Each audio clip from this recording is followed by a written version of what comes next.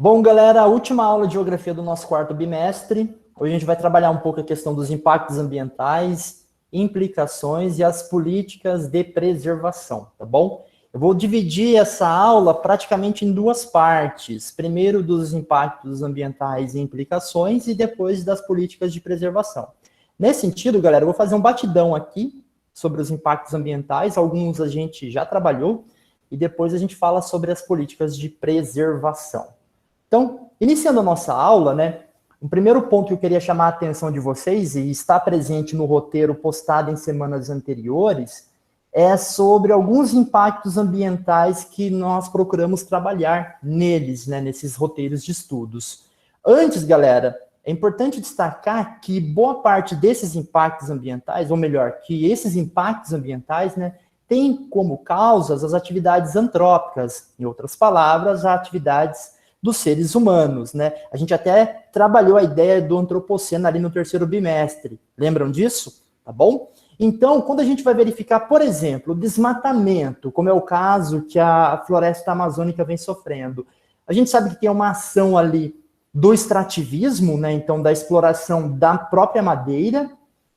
A gente vai verificar ao longo da história, aí, por exemplo, de ocupação aqui na nossa região sudeste ou ao longo da costa litorânea brasileiro, um processo de urbanização, né? Então, a formação das cidades, a expansão da mancha urbana, provocando aí um impacto no desmatamento, né, das vegetações, né, das áreas naturais, da paisagem natural, e também um avanço da agropecuária. É importante destacar que esse ano a gente tem falado muito sobre as queimadas, né, que a floresta amazônica vem sofrendo, por exemplo, e não só, né, Pantanal, Cerrado. E, galera, geralmente, esse processo de desmatamento, ele está acompanhado a partir de uma determinada lógica, que é a seguinte: eu vou lá, promovo uma exploração, né, um extrativismo, promovo uma exploração, a sobra ali é queimada, né, geralmente boa parte das queimadas, e o INPE, né, o Instituto Nacional de Pesquisas Espaciais, mostrou isso, que grande parte das queimadas elas se dão em áreas que foram recentemente desmatadas, então a ação ali de queimadas, e abre primeiro para a pastagem e depois para a atividade agrícola, no caso aqui da floresta amazônica, é a expansão aí para o cultivo da soja, beleza? Então esses são os fatores aí que provocam o desmatamento. Temos também a desertificação, que é o extrativismo, né, a exploração da madeira em regiões áridas e semiáridas. Aqui a gente está falando da caatinga, ali no sertão nordestino, e essa agropecuária, né, pastagem, agricultura, sem o devido manejo adequado, acaba provocando também a desertificação. O Sahel, na África, que é uma região de transição entre a savana e o Saara, né, sofre esse processo também de desertificação. E temos também o esgotamento do solo, né, ou também chamado de arenização do solo. A retirada da cobertura vegetal, a estabelecimento de agropecuária, pastagens, monoculturas, né, uma única cultura agrícola que acaba esgotando ali os nutrientes daquele solo, a erosão em função da retirada dessa cobertura vegetal, a compactação do solo em função das pastagens, acaba provocando um esgotamento e uma arenização do solo. Acontece em regiões úmidas, como, por exemplo, ali no Rio Grande do Sul, nas pradarias. É importante diferenciar, então, a arenização do solo, que acontece no sul do Brasil, da desertificação, que acontece, por exemplo, no semiárido nordestino. Galera, impactos ambientais, falando de aquecimento global e efeito estufa, eu coloquei uma questão para que vocês realizassem uma pesquisa bem rápida ali, né? Então, a gente fez essa diferenciação, era importante destacar isso, que aquecimento global é diferente de efeito estufa, né? O efeito estufa é algo natural, ele que possibilita a vida na Terra, por exemplo, né? Então, os raios solares chegam aqui, passam pela camada de ozônio, como a gente já trabalhou em outro momento. A camada de ozônio serve ali como uma espécie de filtro, né, dos raios ultravioletas. Esses raios solares chegam até a Terra e é refletida de volta para o espaço. Uma parte acaba ficando dentro, aquecendo o nosso planeta e garantindo vida, né? A existência de vida, da grande biodiversidade que tem no nosso planeta. Só que o que acontece quando a gente fala sobre gases que potencializam esse efeito estufa, né? A gente tem a emissão dos gases poluentes, né, em função aí das queimadas, né, provenientes aí do processo de desmatamento, emissões de gases poluentes nos centros urbanos, né, automóveis, indústria, eu estou falando do metano, eu estou falando de CO2, a poluição, né, a própria poluição das águas, a poluição do oceano, que atinge, né, as vegetações, ou melhor, o fitoplâncton no oceano, acaba também contribuindo para isso. Então, como a emissão desses gases poluentes, eles são acumulados aqui na atmosfera, né? E aí acaba que essa barreira formada faz com que mais raios solares fiquem retidos na nossa atmosfera, provocando, assim, o aquecimento global. É importante diferenciar esse processo, tá bom? Efeito estufa é uma coisa, aquecimento global é outra, devido a essas causas antrópicas que eu citei aqui anteriormente. As consequências, como muitos de vocês já apontaram lá na atividade, né? Aumento das temperaturas dos oceanos e derretimento das calotas polares. É importante destacar, né, galera, que conforme vai derretendo também as calotas polares, vai diminuindo o albedo, que é a reflexão, o branco do gelo, né? Ele ajuda a fazer um processo de reflexão desses raios solares. Se diminui, acaba tendo maior absorção, né, em função da água, né? As camadas mais escuras acabam absorvendo mais esses raios solares. Eventuais inundações de áreas costeiras e cidades litorâneas em função da elevação do nível dos oceanos. Algumas cidades podem desaparecer em função desse possível problema que vai acontecer. E intensificação de catástrofes climáticas. A gente tem, por exemplo, uma potencialização do El Niño. A gente vai falar do El Niño em um determinado momento, tá bom? Como nós estamos aí no final do ano, não vai caber falar nesse exato momento, apesar de ser um tema muito importante, mas a gente vai voltar aqui sobre esse assunto. E também a extinção de várias espécies. Então esse é outro grande problema, né? Porque impacta aí nas mudanças climáticas que o mundo vem atravessando. A gente pode trazer vários exemplos, galera, quando a gente fala de implicações, né?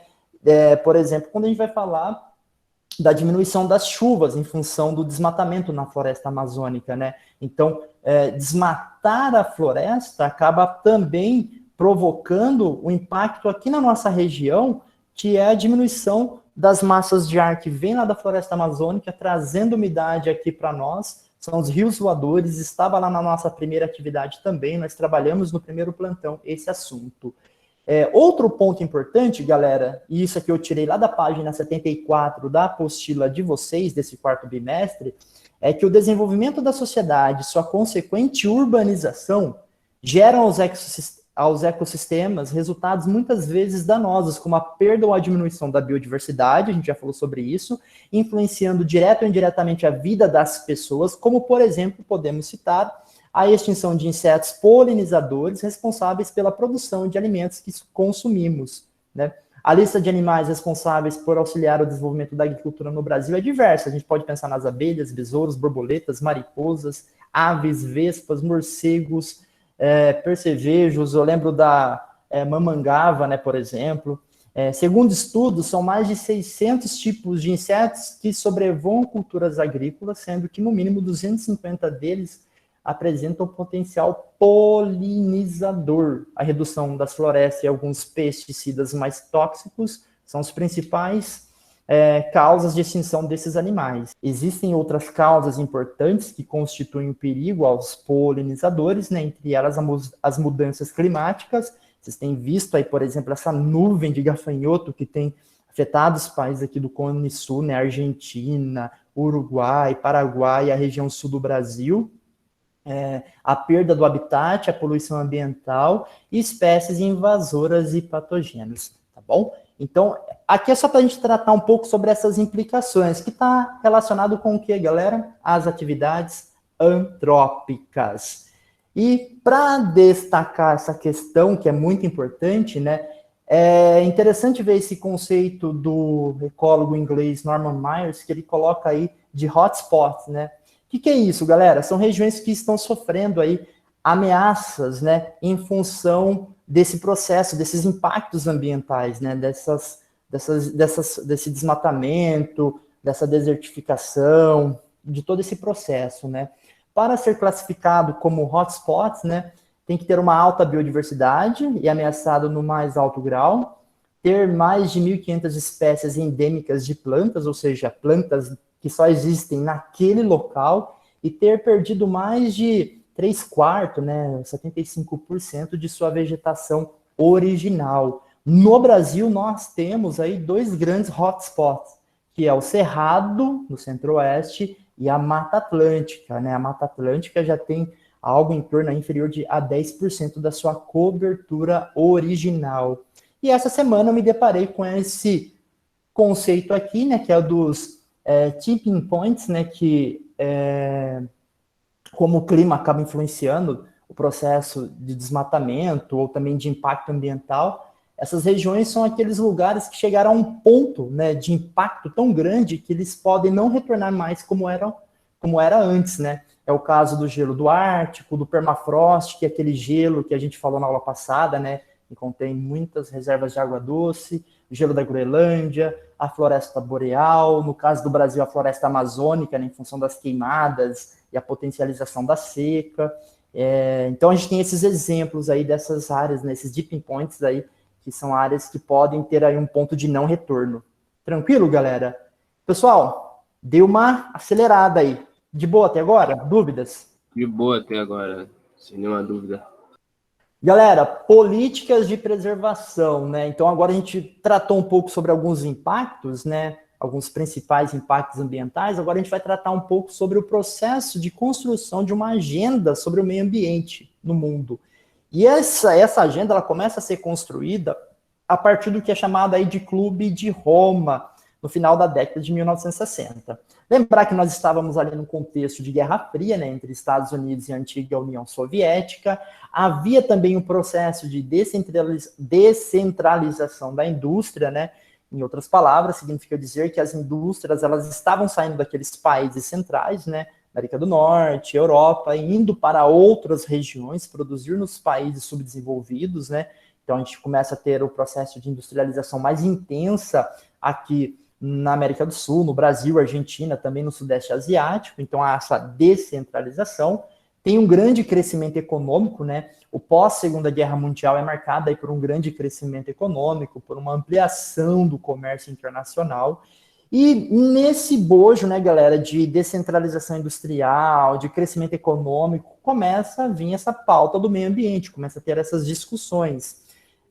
Essas discussões, elas são realizadas aí pela sociedade civil, e aí é onde tem origem, né, as ONGs, né, as ONGs, organizações não governamentais, chamado também de terceiro setor, né? Eu tenho o Estado como primeiro, segundo a iniciativa privada, e o terceiro setor seria essas ONGs, né? Seriam esses organizações sem fins lucrativos.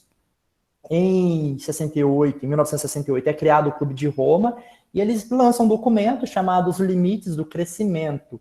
E esse limites do crescimento falava, né, ou denunciava que o crescente consumo mundial poderia ocasionar um colapso no ecossistema global. Haveria um grande impacto no meio ambiente. Foi aí que começa a surgir essas pautas. Não é à toa que logo posteriormente começa também a pipocar em várias porções do mundo, né, principalmente na Europa, os partidos verdes, por exemplo, tá bom? Que chega aqui no Brasil na década de 1980.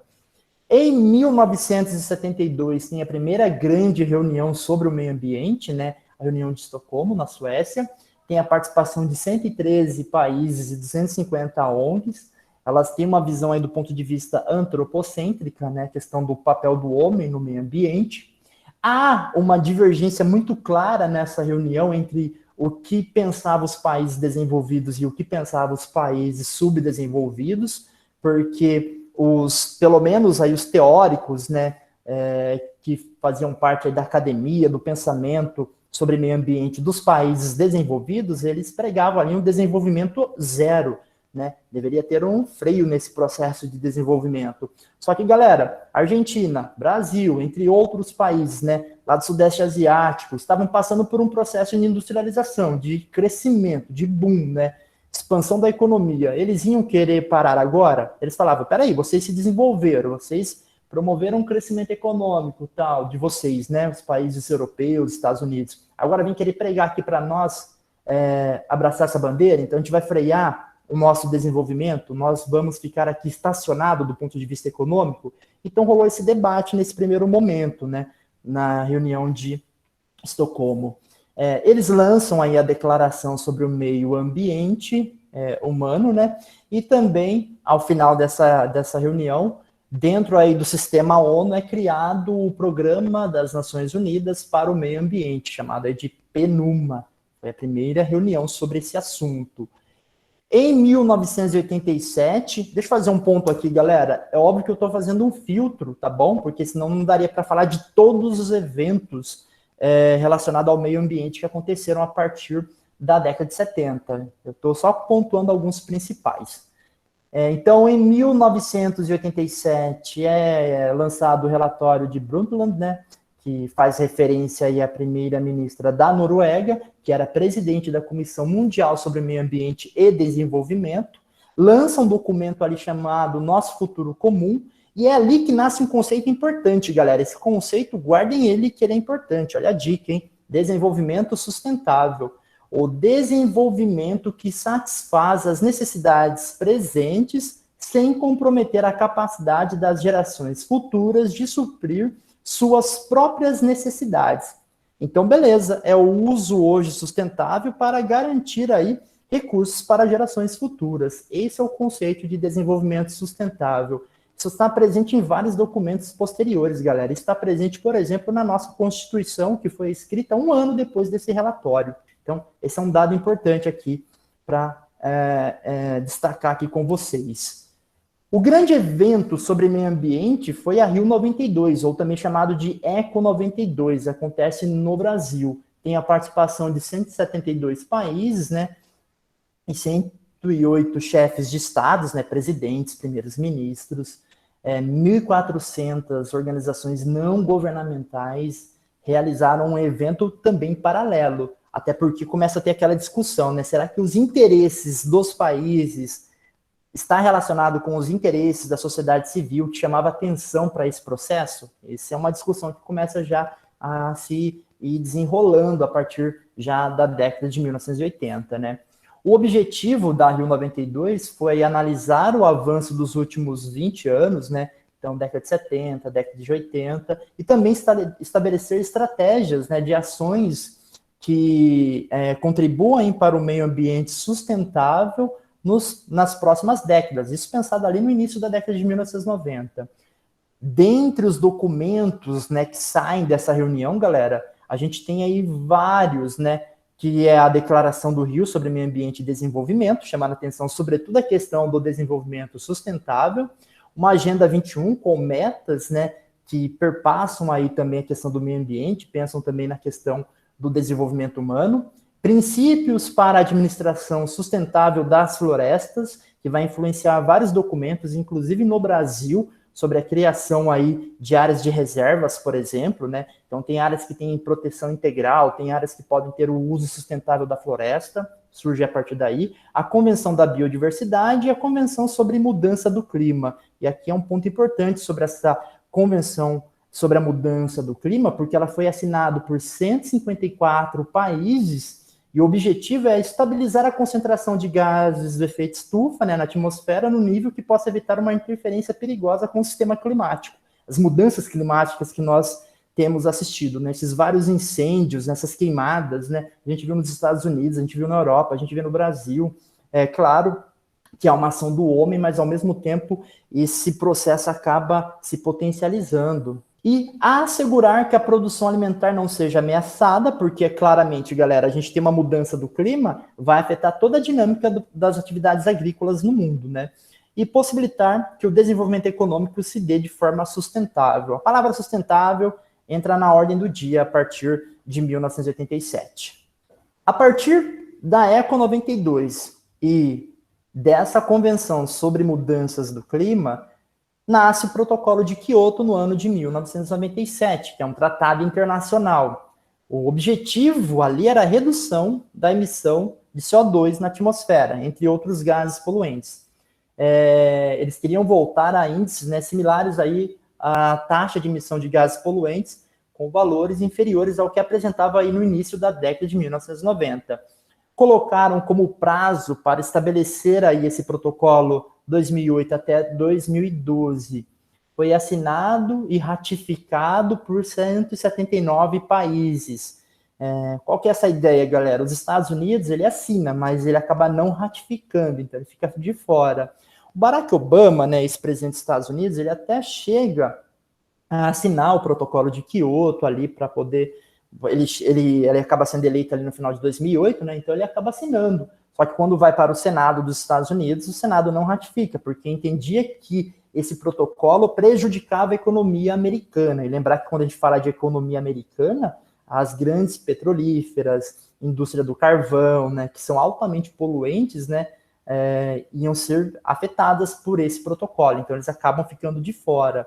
E claro, né, galera, falta um pouco de vontade política e, ao mesmo tempo, a gente acaba vendo quem manda na política norte-americana, que são esses grandes lobbies empresariais do setor energético, tá bom? Há uma flexibilização dentro do protocolo de Kyoto, galera, que é assim, os países desenvolvidos tinham metas maiores para cumprir. E os países subdesenvolvidos, como é o caso do Brasil, não tinha meta nenhuma. Olha que interessante. Então, os países subdesenvolvidos, eles poderiam vender aquilo que é chamado de crédito de carbono. Como é que era isso? O país desenvolvido continuava poluindo. Então, por exemplo, né, a França vai continuar poluindo. Aí, o que ela faz para poder estar de acordo com o protocolo de Kyoto? Ela vem aqui no Brasil, faz aí um investimento na área de energia renovável, em reflorestamento, né? Reflorestamento é um sumidouro de carbono, né? Precisa de carbono aí a vegetação para o processo ali de fotossíntese. Então, investe em reflorestamento, em energia renovável, né? E aí, com isso, ela compra um crédito de emissão de gases poluentes, né? O crédito de carbono. Olha que interessante, né? Então, para poder continuar poluindo, eu vou investir no outro país para que ele não acabe poluindo. E aí começa a ter uma discussão que é o seguinte, né? A galera tem uma visão muito econômica da questão ambiental. Começa a ficar muito claro isso, essa visão mais do ponto de vista econômico. Então, todos os caras querem capitalizar, né? Quer ver dinheiro mesmo numa questão ambiental. Não à toa, esse protocolo acaba fracassando, beleza? Só para ter uma ideia, né, a emissão de CO2 nos Estados Unidos teve um aumento na década de 1990, no período do George Bush, que foi outro presidente dos Estados Unidos, também um leve aumento. Com Barack Obama há uma diminuição, mas lembrar que há uma crise econômica muito forte aí no início de 2008, que acaba afetando a atividade industrial. E havia aí umas projeções a partir de 2016 que com o Donald Trump iria aumentar e com a Hillary Clinton, né, iria diminuir. A gente pode ver que alguns países aumentaram de forma gigantesca, como é o caso da China, né? Esse vermelho aqui que vocês estão vendo é a China, aumentou bastante. E alguns países, né, permaneceram estabilizados, né? A Europa, por exemplo, ela teve um leve declínio, né? Mas, de certa maneira, aparece aqui um pouco estabilizado. E o Brasil, galera, vocês podem ver que apresenta também uma contribuição gigantesca. Aí tem um ponto, né? Beleza, o Brasil ele não estava ali no protocolo de Kyoto, né? Como um país obrigatório a cumprir ali as metas. Mas o Brasil contribui com a emissão de gases poluentes na atmosfera? O que vocês acham? Acho que sim, porque aqui perto de casa tem aquelas fábricas que parecem uns tubos de cigarro, assim, solta fumaça pra caramba. O Brasil é um país industrializado, tá certo. Mas além disso, Paulo, o que chama mais atenção do Brasil hoje quando a gente fala de meio ambiente no mundo? As queimadas. As queimadas, elas contribuem Queimada muito. pra caramba. Nossa, contribuem muito, entendeu? Exatamente. Beleza? Galera, em 2000 é lançado Objetivos de Desenvolvimento do Milênio, né? Tinha ali como 8 objetivos, né? Erradicar a extrema pobreza e a fome, atingir o ensino básico universal, promover a igualdade entre o sexo e a autonomia das mulheres, reduzir a mortalidade infantil, melhorar a saúde materna, combater a HIV, AIDS e a malária, entre outras doenças, né? O mundo tinha várias epidemias aí, ainda tem, né? Olha, a gente vivendo uma pandemia agora. Garantir a sustentabilidade ambiental e estabelecer uma parceria mundial para o desenvolvimento. Essas metas foram colocadas ali na cúpula do milênio, né, em 2000. São 8 jeitos aí de mudar o mundo. Isso estava presente até no caderninho que vocês utilizavam no ensino fundamental há alguns anos atrás, de geografia. Tinha essas metas ali, tá bom? Assinaram 191 países, né, ou nações, e 22 organizações internacionais. O período de implementação foi de 2000 até 2015. Esse documento, galera, ele teve avanços em algumas regiões do mundo, né? Mas em outras regiões, por exemplo, né, o norte da África alcançou algumas metas, mas a África subsaariana, né, o sul do Saara ali, não alcançou. Então, teve várias regiões ainda que essas ações elas não se concretizaram de fato. Mas esse documento foi importante, a gente já vai entender por quê. Em 2012, é realizada a Rio+20, né? 20 anos depois daquela Eco 92, né? Os países voltam a se encontrar, 193 países que fazem parte da ONU. Quebre o microfone, o Guilherme, falar? Contribui aí. Sobre essa justiça climática, né, que a gente estava falando aqui, eu fiz um comentário ali só de curiosidade mesmo, mas é que essas indústrias de produção de gás carbônico, né, de gases responsáveis pelo efeito estufa e o aquecimento do planeta, elas normalmente fazem muito um marketing que é de falar que são indústrias verdes, né, indústrias responsáveis por contribuir com desenvolvimento sustentável, investindo em energias renováveis, né? Mas o problema é que eles também investem 30, 50 vezes mais na continuidade da geração dos outros tipos de recursos não renováveis, né? E que aumentam muito a quantidade de gases que fazem o efeito estufa. Então, essas empresas elas usam esse lobby, né, de se dizerem que estão ajudando o planeta, mas ao mesmo tempo elas continuam investindo muito mais na energia não renovável, né, no petróleo principalmente.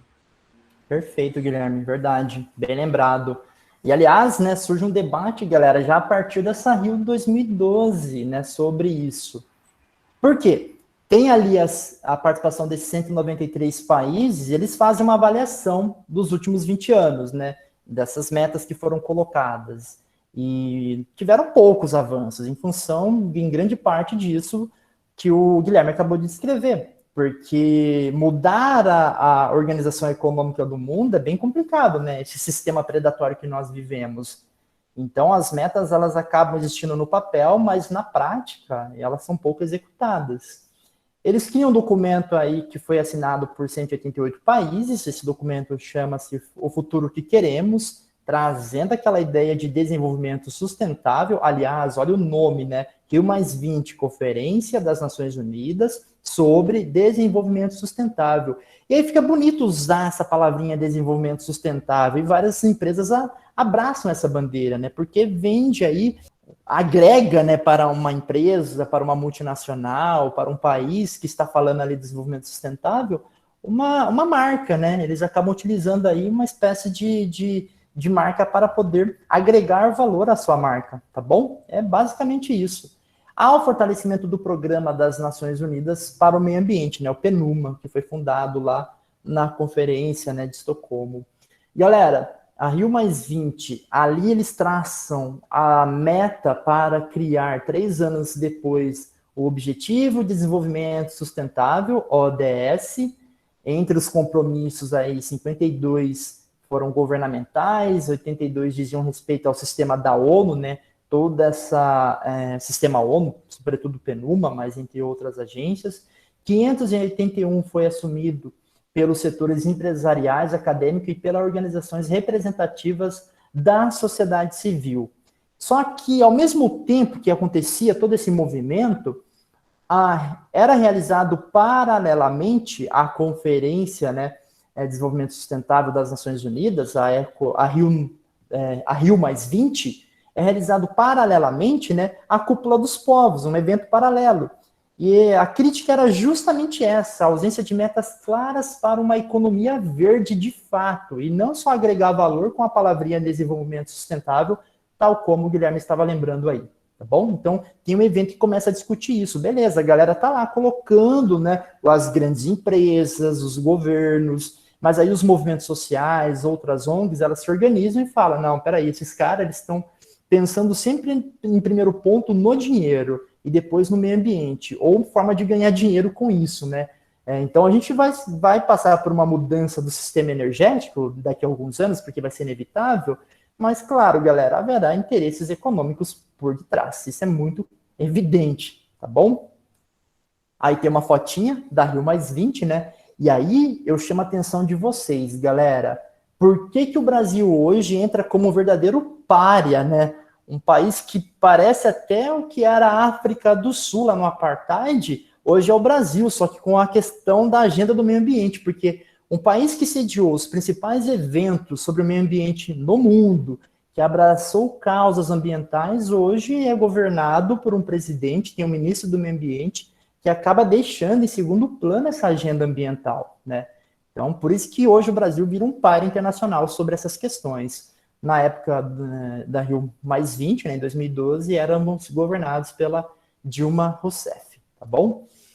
Outras conferências, né, são as conferências das partes, que são os países signatários ali da Convenção da ECO 92, da Rio em 1992, começa a ter a realização de várias conferências, né? Uma da biodiversidade, que é bianual, realizada pelos 193 países da ONU, e a outra sobre as mudanças climáticas. Então, as mudanças climáticas que acontecem, elas acabam criando a necessidade de ter essas conferências, né, anuais, e são realizadas aí por esses 194 países, né? Um exemplo disso foi a COP21, o Acordo de Paris, que basicamente tinha ali como objetivo reduzir as emissões de gases do efeito estufa, né, que contribuíam para o efeito estufa, promover energias renováveis e também o reflorestamento. Aí tem um símbolo, né, desse Acordo de Paris sobre o clima. É óbvio que também a gente tem muito negacionismo, né? Tem uma galera que não acredita nesse aquecimento global. A gente sabe disso, né? Aliás, o próprio presidente dos Estados Unidos foi eleito com essa bandeira. Ou melhor, não que ele foi eleito com essa bandeira, né? Mas ele colocava esse discurso, né? Muito claro. E tinha ali era cercado por acadêmicos e pensadores que contribuíam com essa visão negacionista, né? Do ponto de vista de mudanças climáticas. A COP21, galera, os objetivos mais imediatos do acordo era conter o aumento da temperatura global em até 2 graus Celsius em relação ao período pré-industrial, com esforço para conter em 1,5 graus Celsius, envolver todos os países e não apenas os desenvolvidos, então esse é um ponto importante. Opa, o Brasil também contribui, os países subdesenvolvidos também contribuem para esse processo de emissão de gases poluentes. Apoiar os países menos industrializados na adaptação de suas emissões, definir metas e compromissos voluntários e acompanhar regularmente o progresso dos países em suas metas. Galera, o Trump foi eleito ali em 2016, né? Agora ele perdeu as eleições, mas quando ele chegou no poder, ele tirou os Estados Unidos do Acordo de Paris, algo que o Barack Obama estava construindo para que os Estados Unidos continuassem, né? Então, até esse ano, né, estava o processo de saída dos Estados Unidos desse Acordo de Paris. Vamos ver como é que vai ser isso agora com a chegada do Joe Biden. É óbvio que os Estados Unidos vai voltar para essa agenda, até porque o Biden foi eleito com essa agenda ambiental. E isso é importante porque quando a gente analisa, por exemplo, né, o papel dos Estados Unidos, ele é quase responsável aí, ele é responsável, né, por quase 18% da emissão de gases poluentes, né, no mundo. Ficar de fora, um dos principais países que emitem esses gases poluentes é bem complicado, tá bom? Então aí a gente tem esse dado que mostra, né, em vermelho aqui, ó, quanto que os Estados Unidos contribuem. Olha o Brasil, galera, está entre os maiores, né, países que contribuem para emissões desses gases, né, e como a gente já lembrou, em função muito aí das queimadas. Lembra lá do Objetivo de Desenvolvimento do Milênio? Em 2012, na Rio+20, é lançado um documento sobre o Objetivo de Desenvolvimento Sustentável. Esse documento, ele é construído ou, né, apresentado na Cúpula de Desenvolvimento Sustentável em setembro de 2015 e aprova uma Agenda 2030, com 17 Objetivos de Desenvolvimento Sustentável e 169 metas que são relacionados a cada um desses objetivos. Os ODS, né, os Objetivos de Desenvolvimento Sustentável, aprovados, né, foram construídos sobre as bases estabelecidas pelos Objetivos de Desenvolvimento do Milênio, aqueles lá de 2000. E o período de implementação é de 2015 até 2030, pensando aí sobre essa questão das pessoas, erradicar a pobreza, a prosperidade, né, tem uma visão econômica também, questão da paz, parcerias para implementar essas ações, e é o planeta do ponto de vista ambiental, né? Então eles tentam articular vários pontos, desde ambiental até outras questões que envolvem a política, as parcerias, a economia e até o local, né? A pessoa no lugar que executa essas ações. Aqui eu trouxe para vocês cada um desses objetivos, né? Os 17 objetivos. Chama a atenção que não fala apenas pela questão ambiental, mas também pela questão econômica, como a gente já disse. E eu queria propor uma coisa aqui para vocês, né, como uma atividade complementar para fechar aí o nosso ano letivo. Atividade complementar, galera, recuperação em geografia e sociologia. Tá mal, foi mal lá nas atividades? Estou propondo isso aqui para vocês e vou deixar postada junto com a avaliação final. A ideia do trabalho é que vocês escolham apenas um dos objetivos de desenvolvimento sustentável e faça um trabalho audiovisual que sensibilizem a comunidade escolar sobre um tema local ou nacional em torno da Agenda 2030. Eu quero falar sobre a energia limpa e acessível, ali do 7, beleza. Eu quero falar sobre a igualdade de gênero, 5 aqui, ó, beleza. Eu quero fazer uma reportagem mostrando o curso de água ali do meu bairro poluído, tal, e denunciar isso. E articular com o objetivo 6, né, sobre água potável e saneamento, cabe também. Quero falar sobre a erradicação da pobreza. Tá vendo que tem vários temas aqui que são interessantes para poder trabalhar. Fica essa proposta para vocês. Com isso, a gente chega ao fim dos conteúdos do quarto bimestre, só relembrando aqui, né, e chamando a atenção de vocês, façam as atividades e trabalhos, realizem as avaliações. Dúvidas, chamem os professores, peçam orientações, tá bom? Não fica lá com a dúvida, não entendeu uma atividade, manda mensagem para o professor que ele entre em contato com o colega, né, com o colega professor e tenta ajudar vocês. Ajudem os colegas, tem alguns colegas que estão meio desconectados, né, estão meio por fora do que está rolando, tem uma galera que às vezes nem manja direito como é que está essa questão do Google Sala de Aula, e é só uma orientação, a galera vai acaba entrando e fazendo a atividade, tá bom? Próximo plantão, eu estou pensando ainda. Vocês acham que eu devo fazer ou não as orientações sobre as atividades finais? Semana que vem. Tem que fazer um plantão tocando o ukulele. Tá bom, então a gente conversa semana que vem, só para ver se alguém está precisando de ajuda. E para trocar uma ideia, claro, tá bom? É isso, meu povo. Acabamos por hoje.